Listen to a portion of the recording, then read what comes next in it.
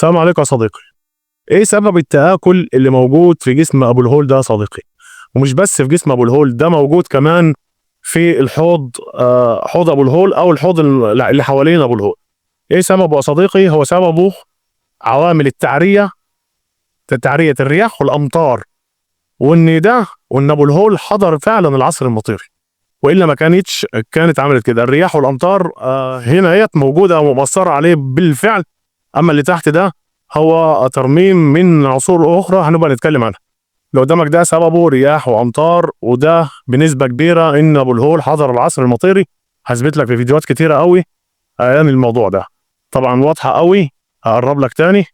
وواضحه قوي التآكل في جسم ابو الهول، مش بس في جسم ابو الهول، في كل ما هو محيط به.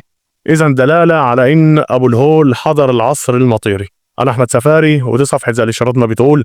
استنونا في فيديو مفصل كامل مكمل عن ابو الهول وعن كل حاجه عنه.